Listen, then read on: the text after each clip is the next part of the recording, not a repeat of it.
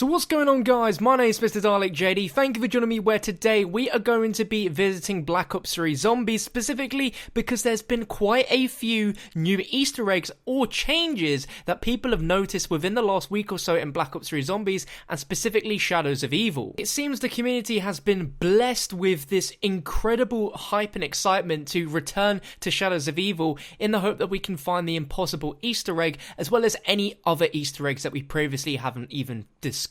So in this video today, we're going to be looking over mostly everything that people have discovered so far, talking about if they are Easter eggs or if it's stuff that's been cut, as well as interesting changes. So just before we get into that, I want to thank today's sponsor for this video, which is Opinion Outpost. Opinion Outpost is a website where you can earn cash, Amazon, iTunes gift cards, and even COD point vouchers by completing surveys and sharing your opinions. Research companies need opinions on subjects important to you, such as food, TV, and products, for example. I've checked them out myself, and for a few minutes of your time helping them, they can help you. If you've got a few spare minutes, feel free to click the link in the description, go over to Opinion Outpost, and start sharing your opinions and start earning some money towards it. Jumping into what's changed or what's been discovered on Shadows of Evil in the last week or so, there's been a change to the max ammo icon that appears in Shadows of Evil. Previously, it was this weird sort of Apothicon looking max ammo, but now the max ammo is exactly the same one that you see with our Origins characters, which is obviously taking place in a separate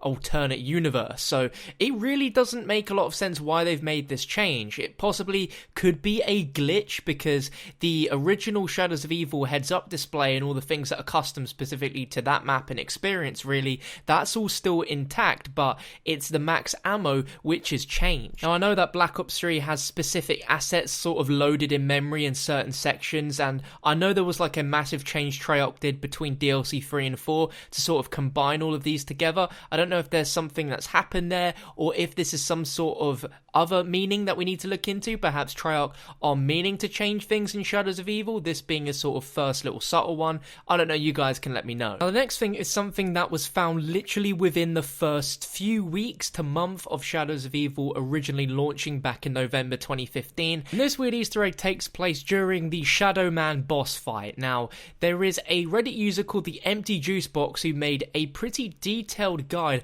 on how exactly you get purple keepers and purple meatballs to spawn during the Shadows of Evil boss fight. It's quite a convoluted setup, and the fact that I've seen this like literally when the game first came out and no one really bothered on if it was something massive or how exactly they did it is crazy. Now, with these instructions, he claims that this works every time, so we're just going to follow exactly how you do this. So you're going to want to complete the rituals that open Pack-a-Punch as normal, but you want to place the gateworms in a specific order. You want to place the boxes in the bottom left, you want to place the cops in the bottom right, the femme fatales in the top right, and Neros in the top left. This diagram on screen makes it a lot easier. Once you've managed to do this, go ahead and get the swords and the upgraded swords, and then once you've done that, you start the flag step, and you need to place the flags in this order precisely. Now, once you've completed that flag step in the precise order that you're seeing it on screen, you go into the rift and you activate the gateworms on the basins in the order that they were placed.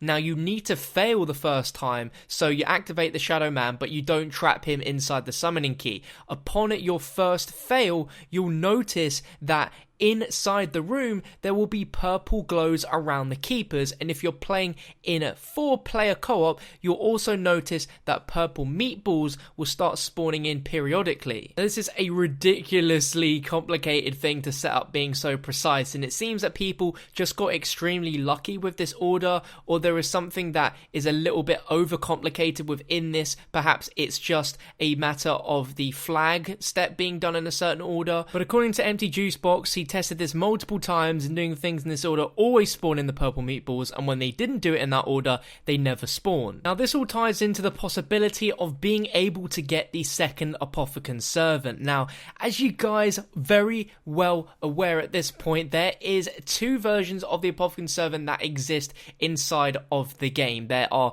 the parts which spawn in normally, and the way that these are normally handled in the game is these parts are all under the map, just kind of sitting dormant, and whenever whenever we do something which triggers to get the part teleports from underneath the map and into the normal playable area of the map itself. So of course, through the purple pods we get the tentacle, the meatballs drop the xenomatter, and the margwas drop the margwa heart. Well, under the map there is another set of Apothicon Servant parts which have a tentacle, an xenomatter, and a purple dead margwa heart. Now, we know that by killing the margwas at the final step of the Easter egg is how we get the margwa heart, but it doesn't exactly add to your HUD or like your little setup just like it does when you get it the first time. So people were believing that if we get these purple meatballs and keep us to spawn in, then perhaps the second xenomatter can drop from the purple meatballs. As for that dead margwa heart, we can pick it up as much as we want, but it's so weird how we pick it up but it's just not added to the inventory like it normally would be, and when you do have that purple margwa heart, it's there for a split moment, so it is all a little bit fishy. Now, whilst there's no impossible way of getting the second set of Apothicon Servant parts to spawn in the map, if you go under the map you can pick up these parts and you can build a second Apothicon Servant. Now, this one on the buildable table, the first one you build is very normal looking, it's straight, but with the second one, the Apothicon Servant is kind of skew-whiffed a little bit at an angle, but you can pick it up and they are both usable. They're pretty much identical, they just have different names, and normally the Apothicon Servant keeps its name depending on who the character is that's holding it, but these are just two generic Apothicon Servants, they're not different in any way. Now, this isn't anything new, we've known about this since the game came out, but it is very weird, isn't it? And if we weren't talking about trying to get a second Apothicon Servant, a lot of people are obviously going to be talking about upgrading it. Quite a few people now believe that the impossible Easter egg that Jason is mentioning is the upgrade to the Apothicon Servant in Shadows of Evil, which literally is impossible. Now, what you're seeing on screen now is footage kindly recorded by Shifty Gamer 101. You can find his channel link down below in the description, and this is a mod created by Jerry Gaming. Now, with this specific mod running on Shadows of Evil, it allows the map to visibly show you the fungus pods and the cocoons that were supposed to be part of a big quest in order to upgrade the Apothicon Servant. This seems to be a quest that has been cut from the game before Shadows of Evil came out. Obviously, there was supposed to be this in there with the reward being the upgraded Apothicon Servant, but of course, it seems Treyarch have cut them. This is causing a gigantic stir in the community, so I thought I'd specifically point this out and make sure you guys are clear and aware that as much as this looks incredible and crazy, this is unfortunately something we'll never be able to do inside of Shadows of Evil. This isn't like a sort of hack or anything like that. These are what was supposed to actually be inside the map. None of these things have been spawned in. This is not fake at all. Jerry has simply made this visible for us to see in every correct location with the correct model. So there's parts where there was little cocoons that would be outside the map. I'm not exactly sure what the purpose of those cocoons were. There were also these fungus pods, which funnily enough are the exact same model of fungus pod that we saw within Extinction mode in Call of Duty Ghosts. There is a ton of them in every single ritual sort of area, and as well as there being some massive hive cocoon, I guess you could call it, which is just this gigantic thing.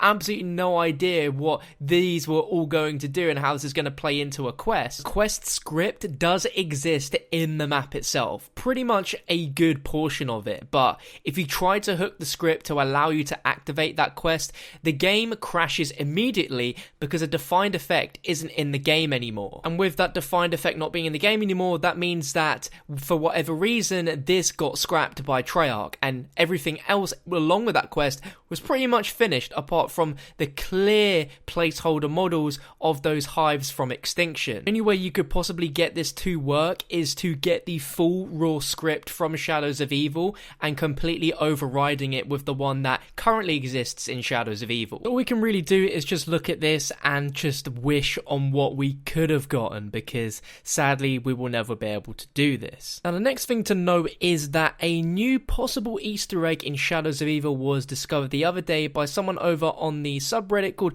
Huntington4, and he noticed noticed that in certain signs around the map, the apostrophes in words look more like numbers rather than them being apostrophes. This main one being Blundell's, this shop that you can find in the junction, and you can clearly see that apostrophe looked a lot like a 9, and there is loads of stuff all around the map which looks a lot like a 9, particularly also the JJ's newsstand in the Footlight district. What's even more interesting is in the Canal district, you can notice as well on some signs the apostrophes look like a number 5 rather than a 9, so we have a 9 and a 5. And then when you see Finn O'Leary's bar and lounge in the Footlight district, that is so obviously a 9 as the apostrophe, it is ridiculous. And we also see a newsstand, JJ's newsstand, that is clearly a 9 as the apostrophe as well. Now if we've got number 9 and 5, it's quite clearly that we're missing a number 3, and so far no one has been able to find that number 3, but interestingly enough,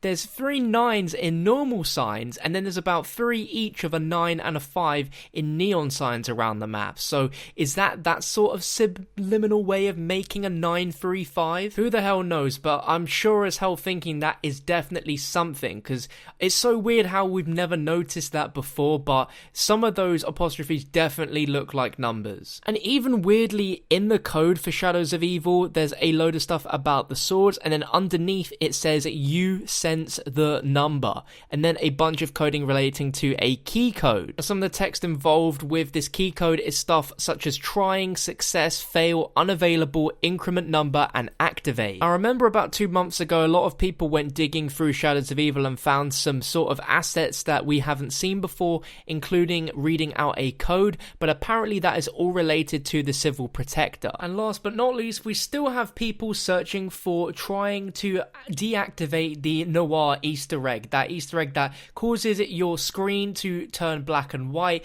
If you shoot an Apothic Servant shot and walk into that, your screen does become coloured again, but as soon as that shot runs out, you're back in black and white, and people are still stumped. I don't even know at this point if there is a way to turn it off, but surely there's got to be, and there's got to be some more things that we still haven't found in Shadows. So I'm super excited that everyone is continuing to search and look. It's such a refreshing feeling to know there are people looking out for stuff like this, so if you guys are part of that, then give yourselves a pat on the back. But if you enjoyed today's video, then make sure to drop it a like rating. If we find any new things related to Black Ops 3 Zombies Easter eggs, I'll be sure to update you guys. But thank you for watching, and I'll catch you next time.